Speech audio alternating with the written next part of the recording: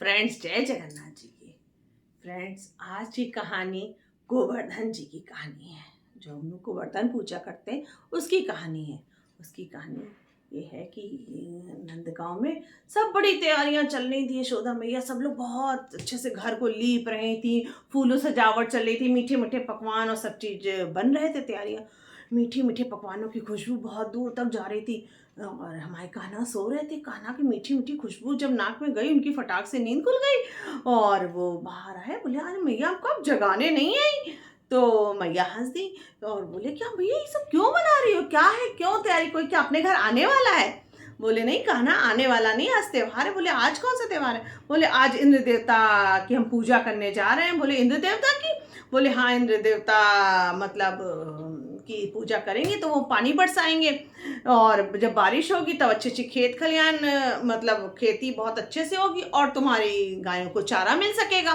बोले, अरे हमारी गायें तो गोवर्धन पर्वत पे खाना खाने जाती हैं, वहाँ पे इतने अलग अलग तरीके के फल और चीजें होती हैं ताकि उनसे भी तो हम लोगों का पेट भरता है। तो मैया तुम इंद्र देवता की क्यों पूजा कर रही हो? आपको पूजा करनी है तो गोवर्धन पर्वत की करो।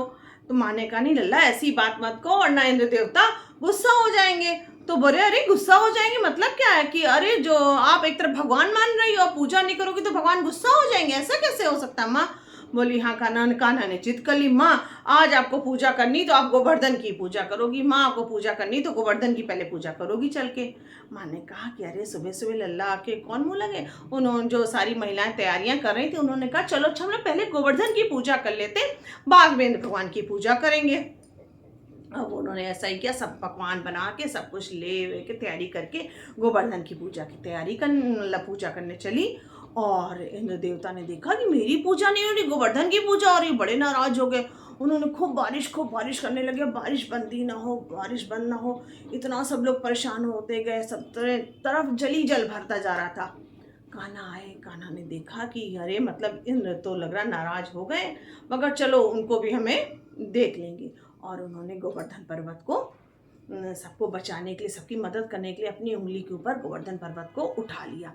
भगवान जी 7 दिन तक भगवान गोवर्धन पर्वत को उठाए रहे। सारी गैयाँ, सारे नंद के गांव के लोग, सब लोग उसी पर्वत के नीचे इकट्ठा होके अपनी उनकी भगवान जी की शरण में और गोवर्धन पर्वत की शरण में थे।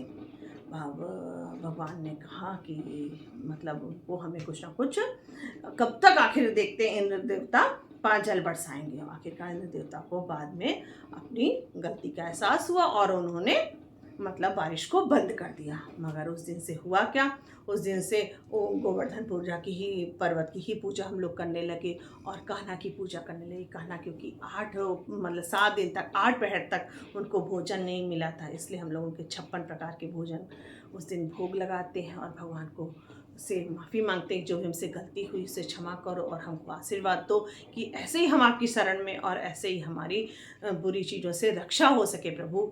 बोलो फ्रेंड्स, जय जगन्नाथ जी की। और हम सब में मिलके अच्छे से सारे त्योहारों को मनाएं और आज की गोवर्धन पूजा को भी